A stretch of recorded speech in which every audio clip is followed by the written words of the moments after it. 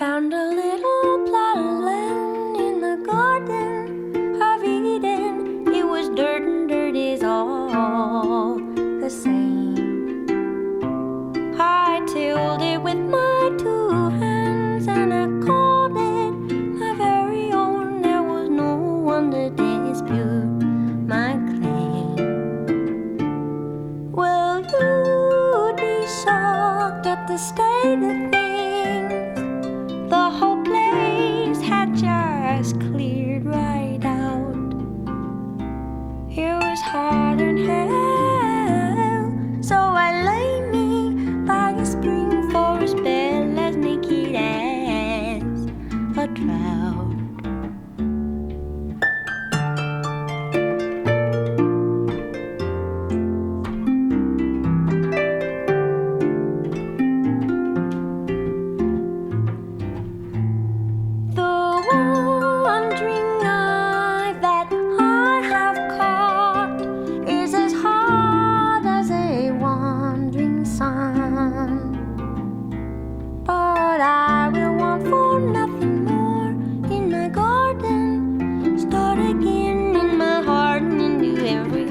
But one.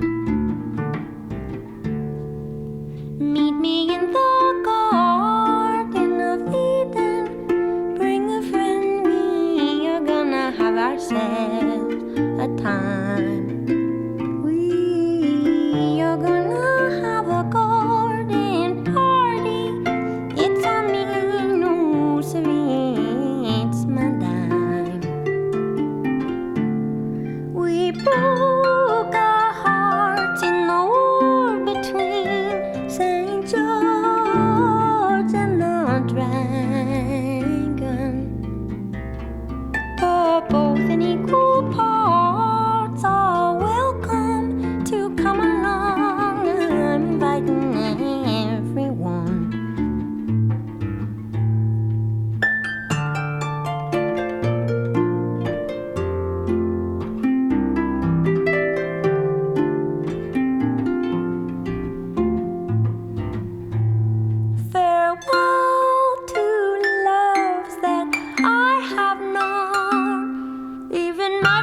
Waters run.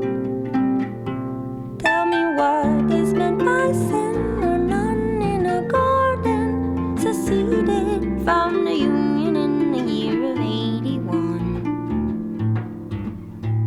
The unending amends you made are enough for one life be done.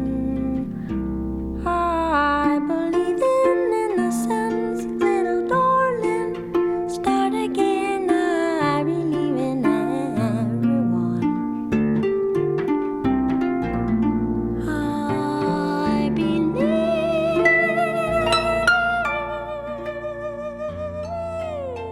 regardless of... Gaia is a spherical shell of matter that surrounds the incandescent interior. It begins where the crustal rocks meet the magma of the Earth's hot interior, about 100 miles outwards through the ocean and air to the even hotter thermosphere at the edge of space.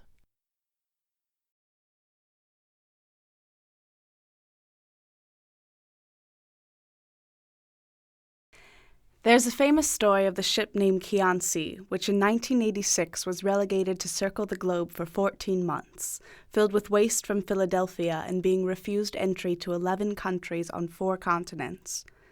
Nobody wanted the ship's cargo and nobody knew what to do with it. Then, somewhere between Singapore and Sri Lanka, the ship's frustrated crew had an idea, and the waste, much of it hazardous, mysteriously disappeared. The ship was then allowed port. The crew had no comment, except to say that one day the waste was there, and the next day it was all gone. In the middle of the Pacific Ocean drifts a garbage patch twice the size of Texas. The circular rotation around it draws in trash like a vortex. Flotsam and other debris continue to form huge floating clouds of waste. This waste comes from cargo ships. 80,000 pairs of Nike sneakers, tens of thousands of rubber duckies, the odd, or should I say odder, disgorge of hockey equipment from yet another spill. All this mashed together with plastic bottles, tops, six-pack holders, and other litter that degrades into smaller and smaller garments as it is exposed to the elements.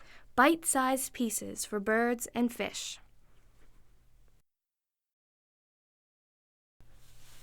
Into the hub the shell implodes, endures as a pun of loam and rock, rising his stick to invade, to drive out of the babble that worded its body.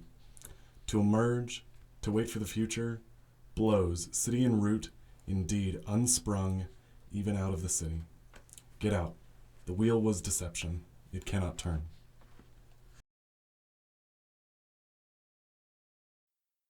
Metaphor is important because to deal with, understand, and even ameliorate the fix we are now in over global change requires us to know the true nature of the Earth and imagine it as the largest living thing in the solar system, not something inanimate. Borealis flood, and all of night unleashed at the eye's diluvian hour. One bone, broken will, countering the flow of stones within our blood. Vertigo from the helium heights of language.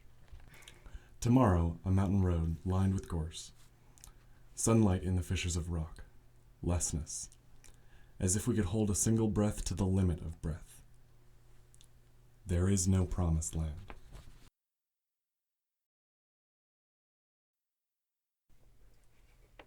A metaphor. Daisy World. On Daisy World, there are only the two plant species. When the sun is younger and cooler, dark daisies flourish. Only at the hottest places near the equator are light daisies found. As Daisy World heats up, light daisies displace the dark as to not absorb light and heat, helping to cool the earth. A metaphor actualized. There is an extreme racist theory that the cause of global warming is dark-skinned people's absorption of light and heat, therefore causing the earth to warm. We all know what their solution would be. Thank God history has proven that hurting and eliminating an entire race of people is a way to solve problems. It's really great that there are people wasting their time on this very important, well-thought-out scientific hypothesis. Peter Freuchen, the famous Arctic explorer, once decided to build an igloo to wait out an Arctic storm. He began to notice that the walls of his little shelter were gradually closing in on him. Because of the particular weather conditions outside, his breath was literally freezing to the walls, and with each breath, the walls became that much thicker. The igloo became that much smaller, until eventually there was almost no room left for his body. It surely is a frightening thing to imagine breathing yourself into a coffin of ice. Reports have shown that since this alleged global warming effect has hit planet Earth, species are producing more females. It started with polar bears in Alaska and is slowly matriculating down to species in hot jungle habitats. There's no doubt that this will eventually, if it hasn't already, affect humans. What if global warming is really just a feminist uprising? No, but really, what if it is? It writes, "In the beginning, among the trees, a body came walking from the night." It writes, "The body's whiteness is the color of the earth. It is earth, and the earth writes. Everything is the color of silence."